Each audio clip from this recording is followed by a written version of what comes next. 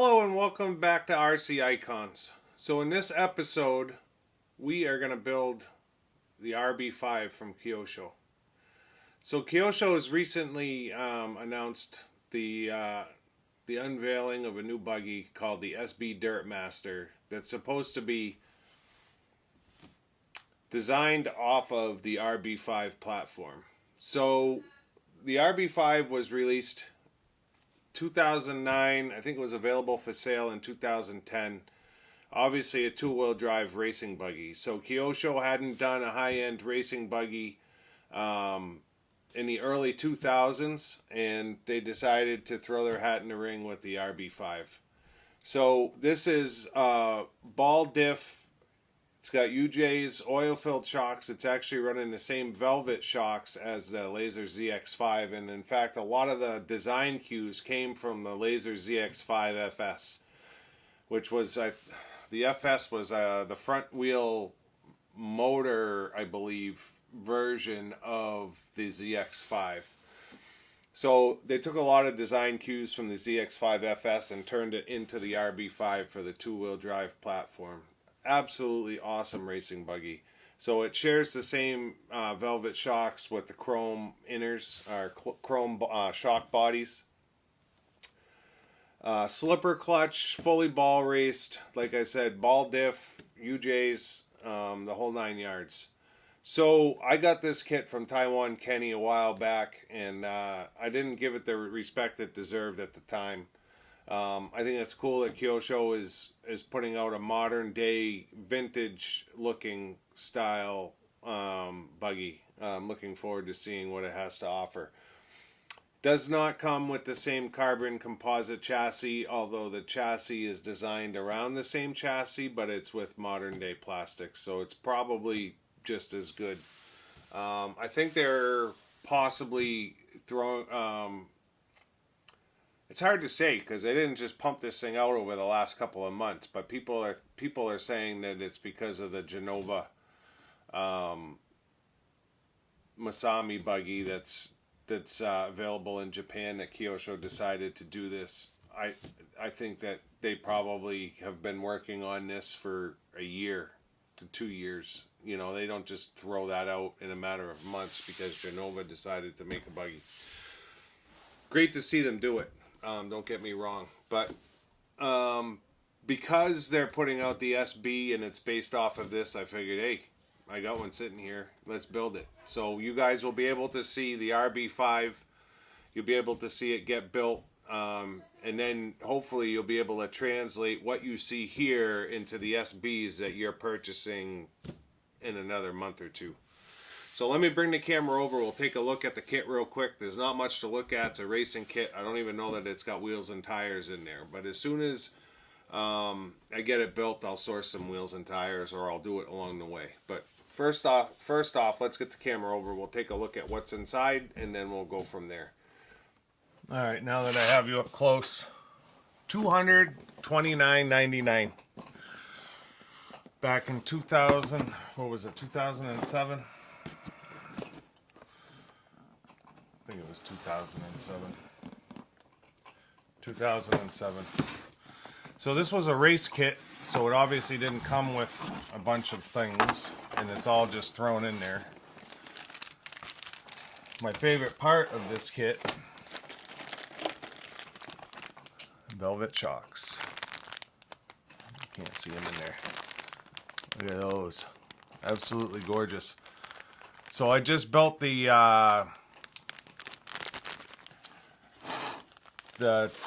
TF3 touring car chassis, and that thing has shocks that are a lot like the Velvets. Metal motor mount, done in that purple. Slipper clutch, ball diff. Is your carbon reinforced chassis. So that new chassis is supposed to be the same geometry and shape, just regular plastic and not all carbon reinforced. So you'll see some people on the internet buying up RB5 parts, hoping that they'll go on that new car. Motor cover, Here's your UJ from 2007. So yeah, this is going to be an awesome build. Obviously does come with the body. It's a great shape. And the wing. I'm not sure if there are decals inside there. And then it comes with the wheels, which are 12 mil hex in the front. So it's obviously a bearing axle. I still need to find some tires to put on this, but I've got a ton of tires, so figure something out. And that's it. Looks like one bag sticker is off. Make sure there's no drive pin floating around in the box like my RC10. I'm actually going to put the body back in there because it's not for this episode. This is just a chassis build. But we'll get this opened up and spread out. And we'll get going on the RB5 from 2007. I'm curious to see how, whatever they're calling it, the SB10 Dirt Master or whatever it is, how it relates to this car, because it's supposedly built off of it. Kyosho Blizzards. I've got 3 of those. Absolutely awesome rigs. I just need some snow. It's been kind of a weird winter here. We haven't really got the snow that we thought we'd get. It's crazy how much Kyosho's into nitro. They have so much nitro stuff.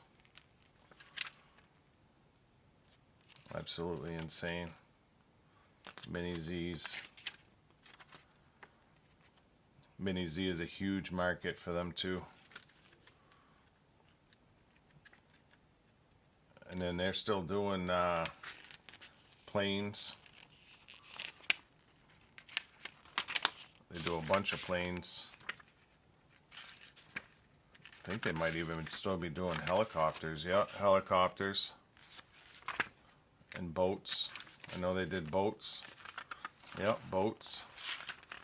This is all from 2007, but sailboats. No electric cars in here though.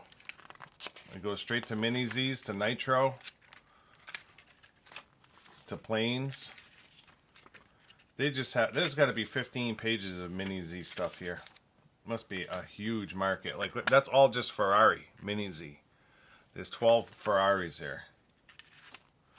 And then they've got pickups, street cars, monster Mini Z's. There's the Phaser series. So that's the Nitro. Caleb has the Phaser 2 electric. The car is epic. Yeah, it's all Nitro. They don't show any electric buggies, and they don't show any electric on-road cars, which they do a ton of. So yeah, let me get this opened up. Enough chit chat. Any decals in here?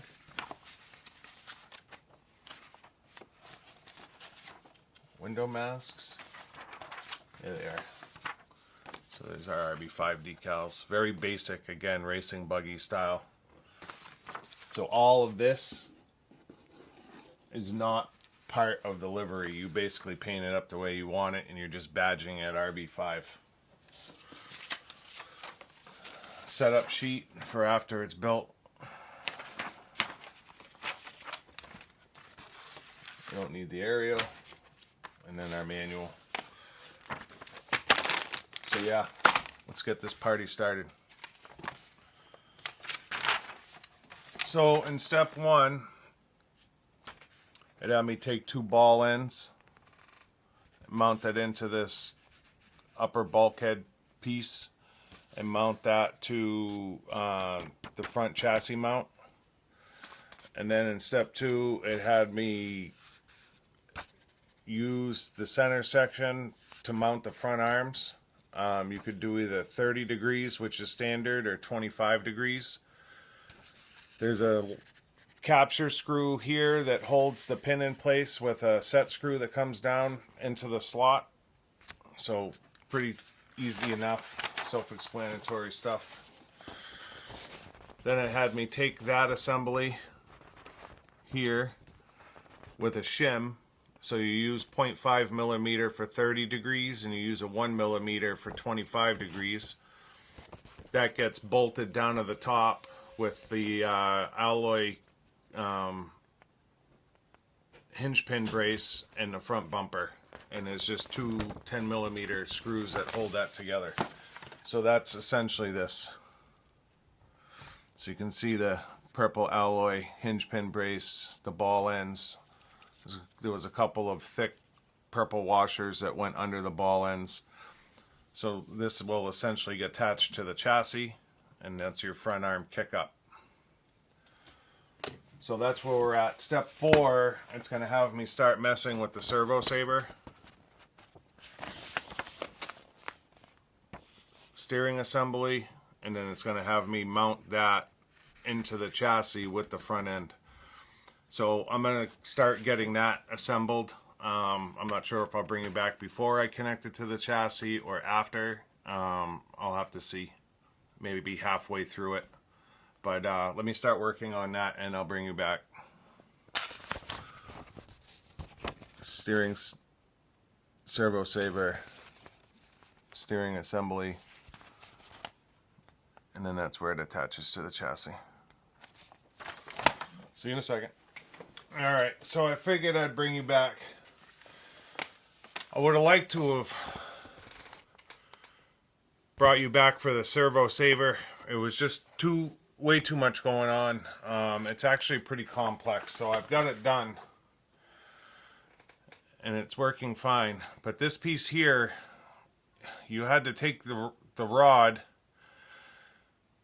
put the lower part on, put the upper part on, put the spring on, and then you had to wind the nut so it's adjustable. You can adjust the spring tension.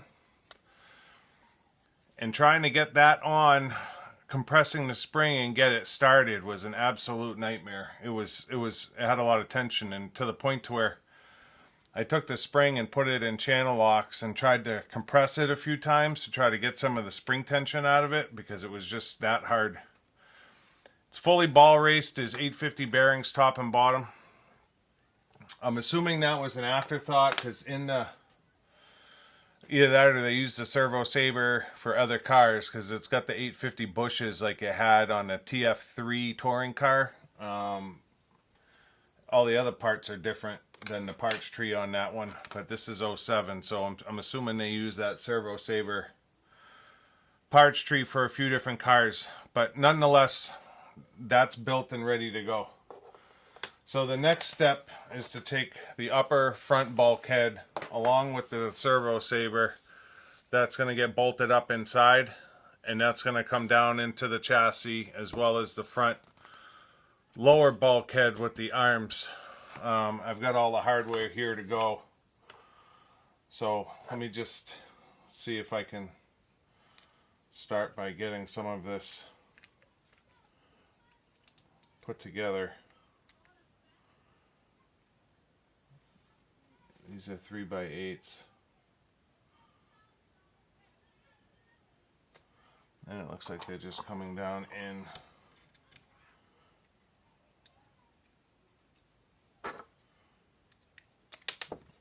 There goes one of them.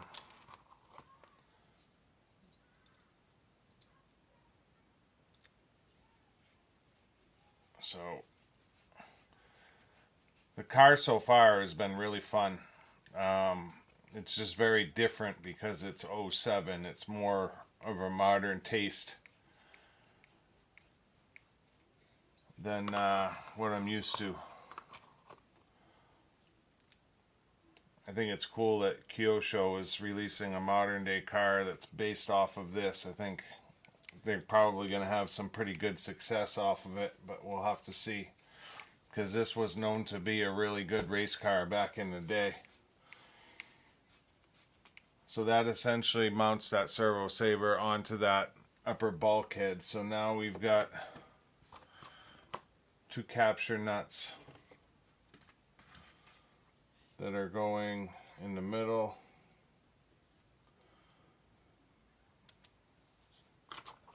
That are actually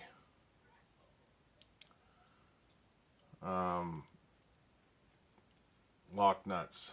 They're nylon.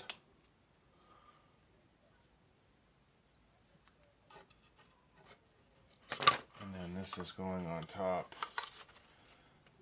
And those are going to be, what are those? 3/8. So one of the ones that's on the floor. Perfect.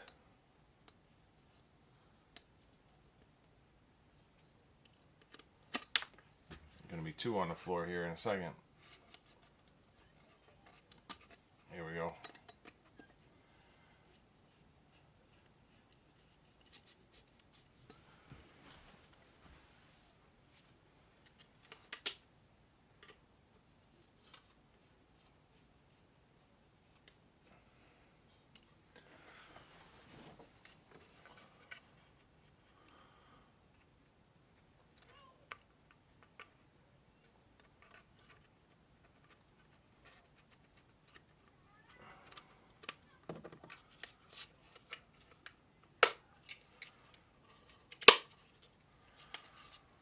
So I'll put the screws in off camera, but that's essentially what we're doing. So now we have our steering underneath, side to side. Actually, I can work it off the arm if I can get to it. So the steering underneath, side to side. And now we've got our front bulkhead and chassis is assembled and ready to go. And now you can start to see the kick up. Right? 2-wheel drive kick up. So I'm going to get the rest of the 6 10mm screws in. And then it's going to have us start getting the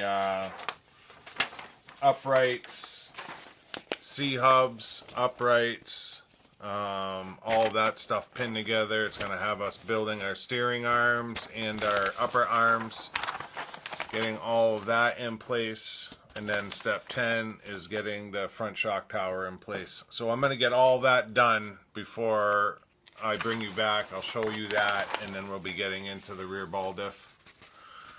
So I'll see you in a second with the front end of a car essentially ready to go. See you in a second. David. So when I last left you, I got all this front lower bulkhead stuff put on. That was step 6. And step 7. We got the front hub and C-hub made with the 12mm hex freewheel. Tamiya. Yeah, you did it on the TD2. I wish you did it on the 201s, the 211s. Then we made up a bunch of arms, steering arms and upper arms. After we got that assembled and put on, snap the arms on, front shock tower. That gets us through step 10. Front bulkhead is essentially together and ready for shocks. Feels great. Steering feels great. Nice and loose, but tight. Carbon composite chassis still looks good. So in step 11, we're moving on to the ball diff. Get the ball diff made up here. And then we'll be getting into the gearbox. So I'll bring you back when and if I have things to show you. On a side note, bag 1, which had basically all my hardware, I essentially only have a couple of pieces left. So I'm assuming as I get into bags 3, which is the ball diff, it's going to have its own hardware in it. Hopefully. So I'll see you here in a second with something. Probably the ball diff at the very least. See you in a second. Alright, so we got the ball diff made. Feels great. Pretty simple, standard stuff. Then it had me put 2 gears in both of the transmission sides. 2 bearings. And it had me make the counter gear. Easy enough, 850 bearing on either side. I'm sorry, it's a 1050 bearing. So now it's got me putting it together with the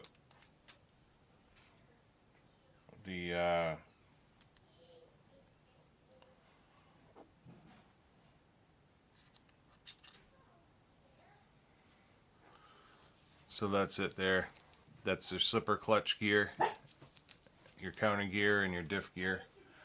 And then it's got me using the ball diff grease.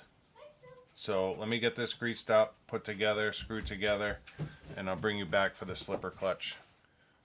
Alright, so we've got the diff in the transmission. The motor plate is on, and now we're going to do the slipper clutch. So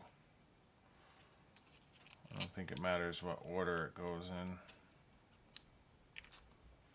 although it might.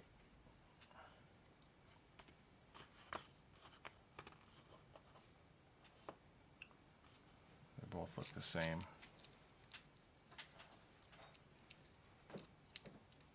Inner disc.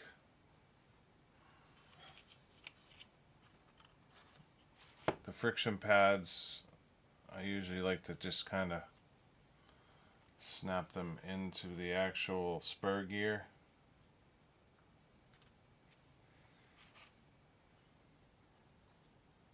Shows numbers being out. Here we go. We're going to start having issues right away. Some people will actually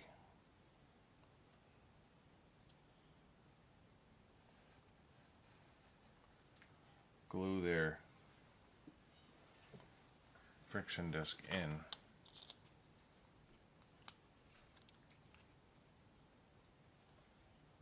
I obviously don't like to do that.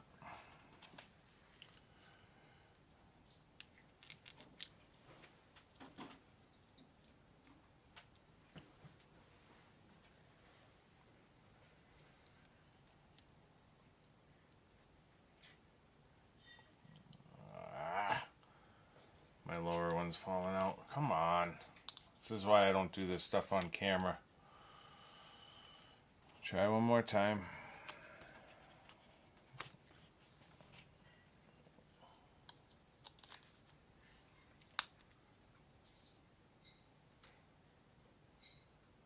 No, it keeps popping out.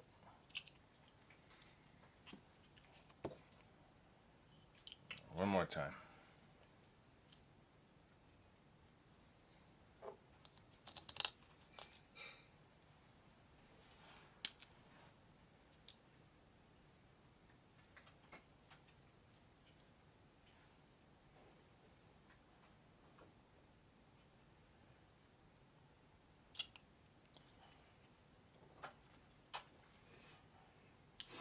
One more time. Over and over and over one more time.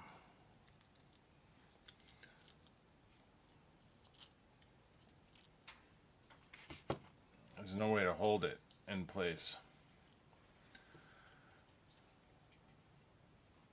So let's try this. Let's see if we can do it like this.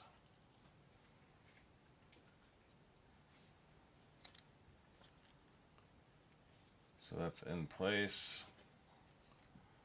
Try to get the second one in place.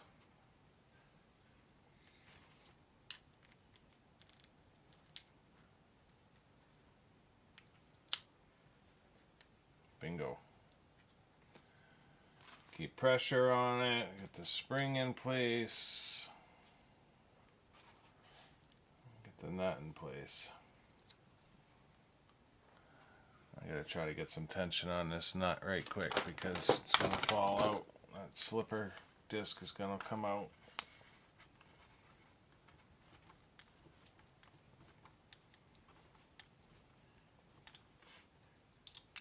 Now I like to wind them all the way down. That's just me. It says 19 mil from the outside edge of the screw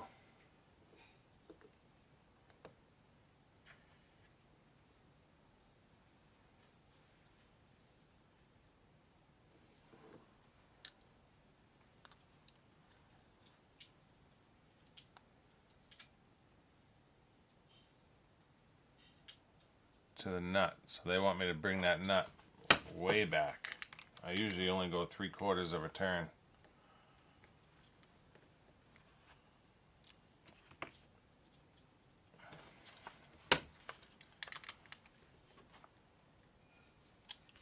I'm not going any more than that. We can always adjust it afterwards, but there you go. That's your slipper in. Feels good. Diff feels good. So we're gonna move forward. It's got me building the rear shock tower.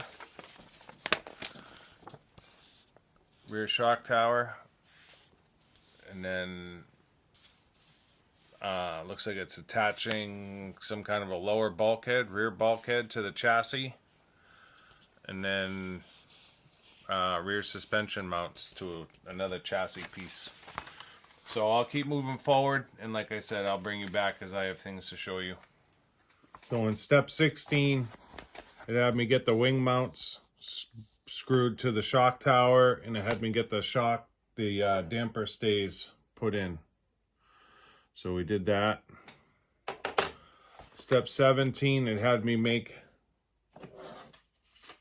the rear bulkhead bracket with the ball ends, and then it screws in from the top with 4 screws.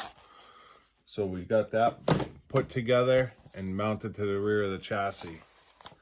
And then in step 18, it had me get I believe it's the front arm mount mounted to the chassis plate, rear chassis plate. And now we're gonna move forward in step 19, where we're getting the rear arms mounted to that same chassis plate, and then that whole chassis plate will bolt onto the rear, and then the gearbox will come in and get bolted up. So I'll keep moving forward, and I'll bring you back probably when I've got that bolted up. Maybe we'll bolt the gearbox on live, because I had so much success with the slipper clutch. All right, so I got it to the point to where I put the rear arms on that bracket, so they just slide on with, if you ever built a Tamiya that uses these, like the TD4 and the TD2, the suspension balls that go inside your mounts. So slid the arms on, put the rear bracket on, 2 screws from underneath. So now it's time for the gearbox, which just slaps in. 4 screws. That's not right. So 2 button heads on the top.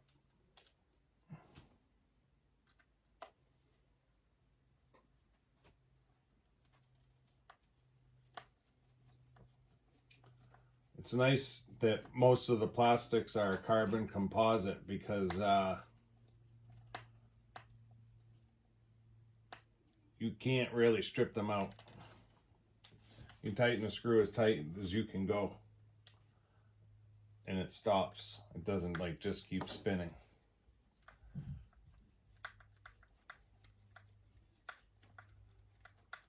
So there's 4 screws that hold this on, and then it's upper shock tower, rear shock tower, rear motor guard, and then it's got us putting the uprights and UJs together. And then I'm assuming at that point we'll be getting into our velvet shocks, which in my opinion are some of the best shocks Kyosho ever made. And I only know of 2 cars that they ever went on. The RB5, which was 2-wheel drive, and the ZX5, which was 4-wheel drive. Correct me if I'm wrong in the comments if you know of another car that used actual velvet shocks from Kyosho. Let me know what car it is, because I'd be interested to know. I actually have. You never ever see them.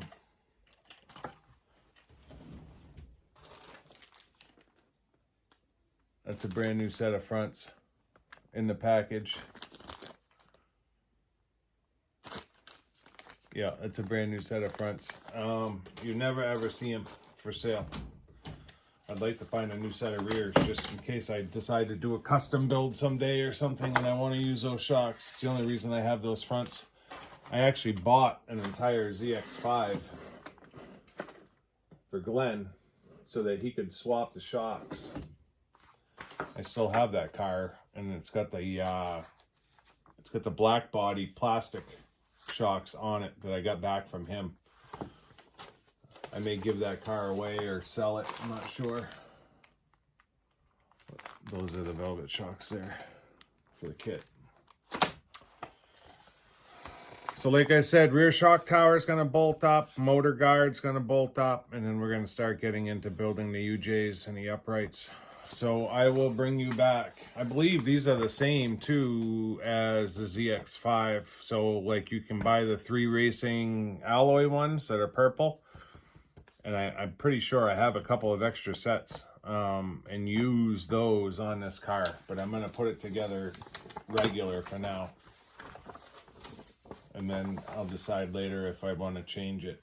If that's the case, and the new Kyosho buggy that's coming out is indeed somewhat the same as the RB5, you might be able to use those 3 racing uprights on that new car too.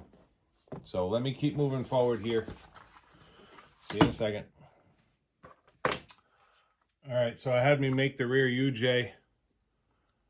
Put a ball end on the top with a collar, and then there was a shim that went inside, then the bearing, then it slid through, bearing, another purple collar in there, drive pin, hex. Pretty simple. Show you real quick.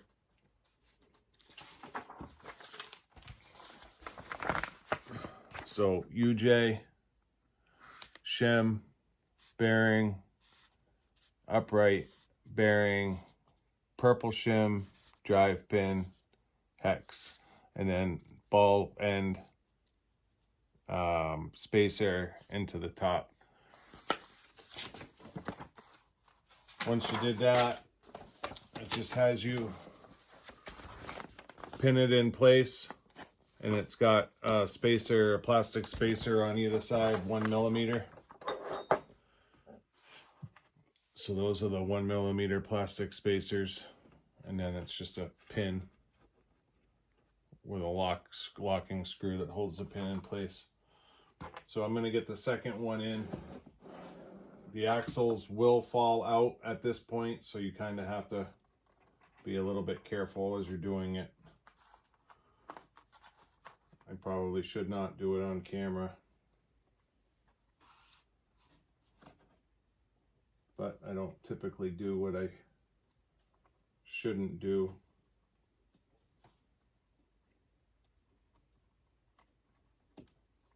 Yep, there it goes on the floor. Told you.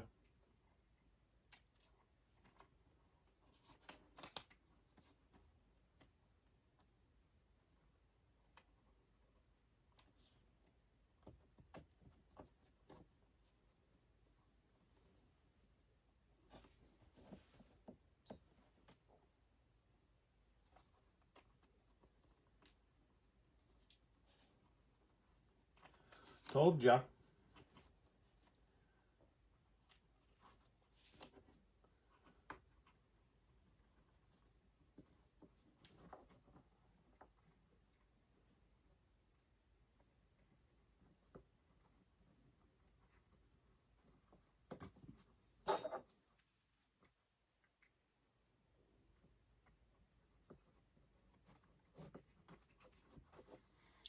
Told ya.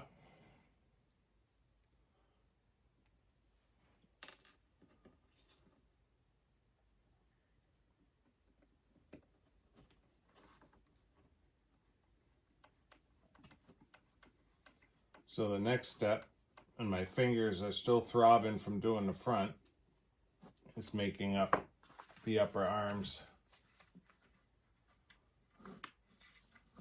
Let's see if I can hold this. So your drive shafts are in place with your arms. So now I got to make up the upper arms, which is going to suck just because my fingertips are killing me from the first time. They're not easily spun in, put it that way. And then it's kind of weird, they have long, medium, long, long, so left and right, so they're different. So long,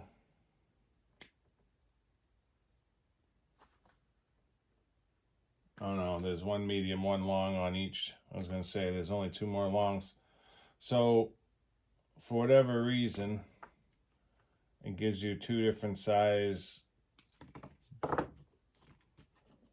ball cups.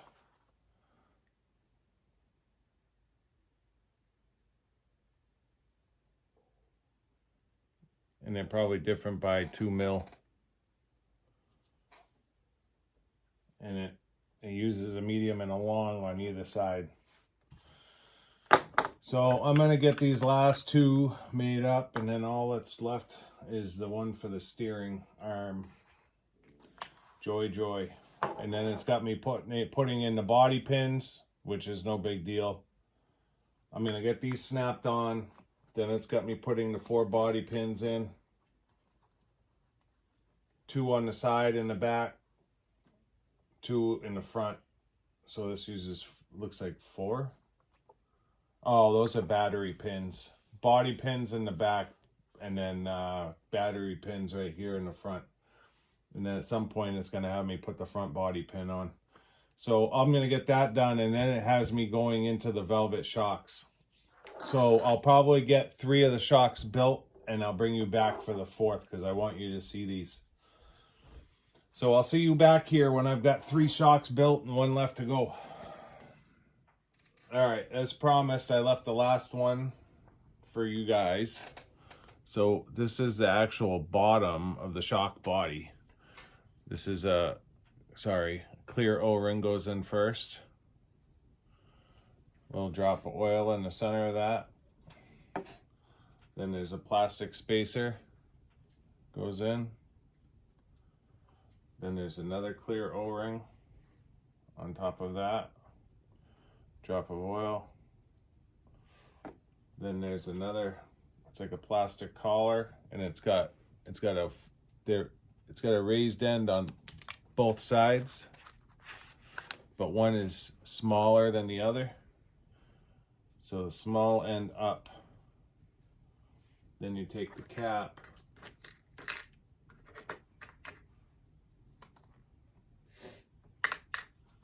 and you screw the cap on.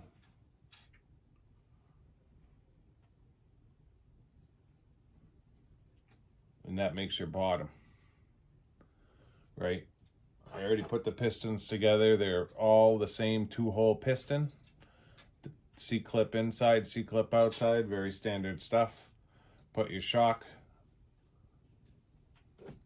your piston through. Then you're gonna spin on your eyelet. And of course, because I'm on camera, I'm gonna drop it on the floor.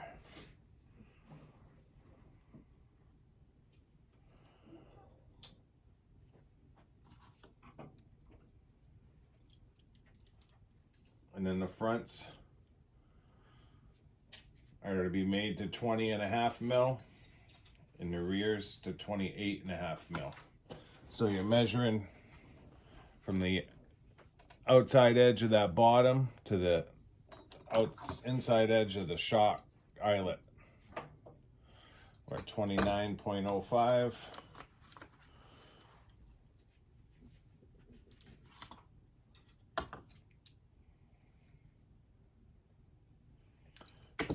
.96.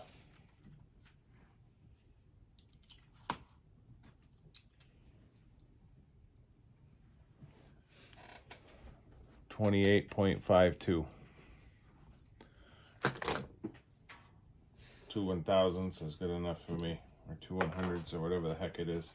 So all 4 are made at this point. So now we're moving on to the next step. Velvet shocks, baby. So it's got us taking the body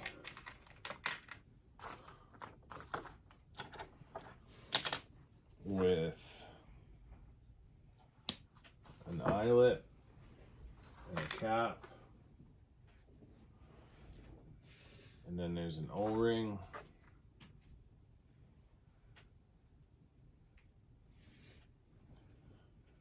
And I like to just put a little bit of oil on my O-rings, just so they're not getting seated dry.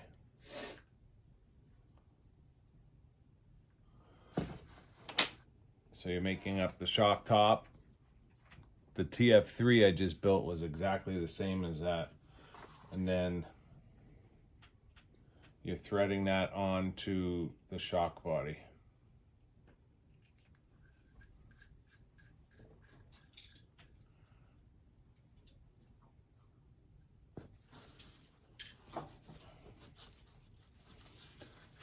So we're going to repeat that process 3 more times. And then it has me filling with oil this side.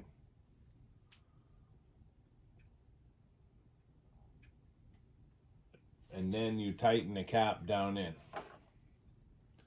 So where it's the rear. So we're going to fill it with oil. And then this gets tightened down in.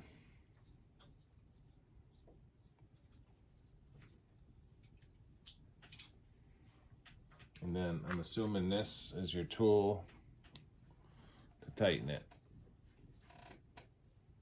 And that's going to make our shock. So very different from any of the shocks that I've built before. Very cool too. So I'm going to get that done. And then it's got us just putting the springs on.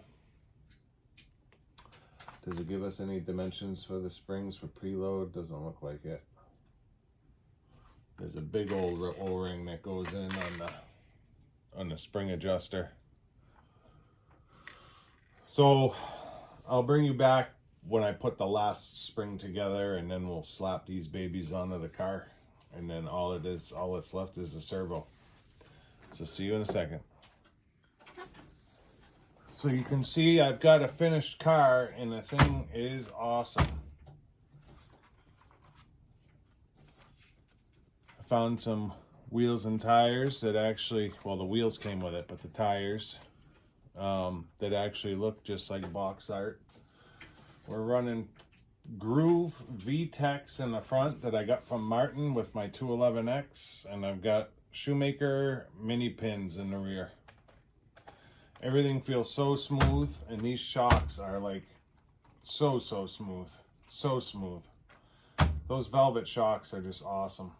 I love them on my ZX5, but even on this, it's like, forget it. So I'll be honest, if Kyosho really does follow suit and does this SB Dirt Master Ultimate, I think that's what they're calling it, the SB Dirt Master. If they are modeling it off the RB5, you guys are in for a treat. I'm not sure if it's a car that I'll get. I may get it, but I've got the RB5, right? So it's not really necessary that I get the new one if it's modeled after this. This one with all that carbon composite plastics, but it's just awesome. Feels so good. I did get the servo in since the last segment. I was going to show you putting the springs on, but it was nothing. Like the spring just went on, bottom went on, business as usual. Same with mounting the shocks. So I put the springs on, I mounted the shocks, and it had me put the servo in. Everything lined up perfect. No issues at all, no toe in, everything is perfect. I put the gear cover on, I put the battery clip on. Other than that, I put the wheels and tires on. So that's it. I mean, the chassis is done. I was wondering if it was speccing tires at all, but I don't think that it does. It doesn't come with tires. For front, yeah, X. And X's must be purchased separately. So it didn't come with tires, but it came with the wheels. And because it's a race buggy, that's standard. And then your kick up in the front with your 2-wheel drive, right? This thing's gonna be a killer runner, I can tell. It's gonna run awesome. I didn't give this kit enough credit. When I bought it from Kenny, it was, hey, I've got an RB5, and I'm like, yeah, whatever, I'll take it. And that was it. I didn't know anything about it. Definitely didn't know it was going to turn out like this, and I'm glad I got it in the end, because it's an epic kit. They're still for sale on eBay. There's one on there now for $400, I think.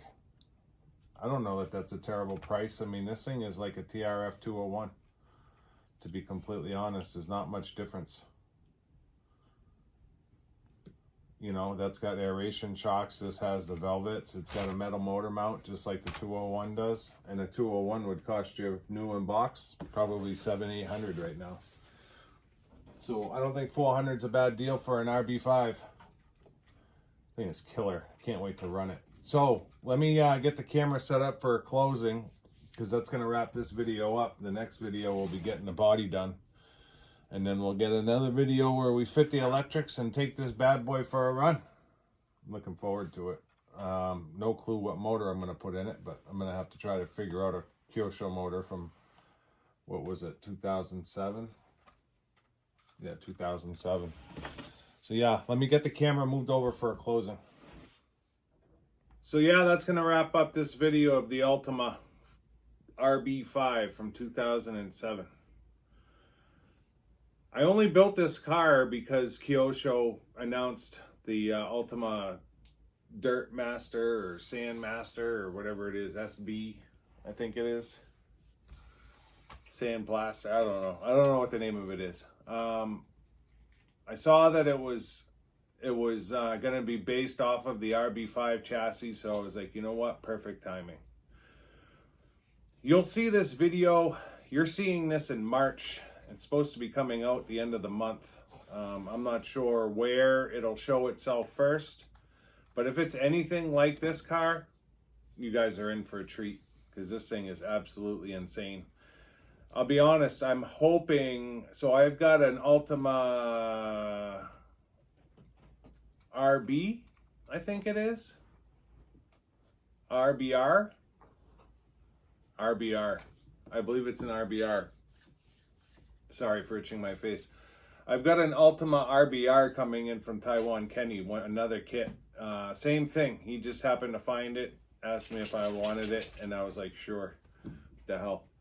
I'm hoping it's as nice as this, although I don't know that it is. These velvet shocks make this car just absolutely so smooth, and then the ball diff is just killer. I mean, look at it. Look at it roll. It's just beautiful. So sweet. So yeah, we'll have to see. We'll have to see what that next Ultima from Kenny is, and we'll have to see what this kit is that Kyosho, you know, produces and releases here at the end of the month. I apologize, my dog is scratching, and you can probably hear the collar jingling. So if you're not already subscribed and have your notifications turned on, make sure you do that so that you don't miss the next build of this car, where we do the box. It's probably not even box art. There's no real, you know, I could try to paint that, but I'd like to try to find something cool on Google of an RB5 and just copy that, to be completely honest. So I'll have to take a look. But yeah, you're not going to want to miss that video, and then obviously the third video of getting this thing out for a run. Let me know in the comments if you've ever run an RB5, what you thought of it. I know a lot of you out there are, you know, have a racing pedigree, so you'll have to tell me, you know, how the car did back in 07. Was it a good car? Was it a bad car? I mean, it feels to me like it had to have been a good car. It feels perfect. It's not too heavy. It's not too light. It's got great suspension. It's got all the characteristics of a great car in my mind. So yeah, you'll have to let me know. I just realized I got my battery clip in upside down. That's how it goes. So yeah, you'll have to let me know. So yeah, if you're not already subscribed and have your notifications turned on, do all that for me. Helps to support the channel. And as always, you gotta get this fixed, sorry. As always, thank you for your support. One more. And we'll see you soon. Thanks.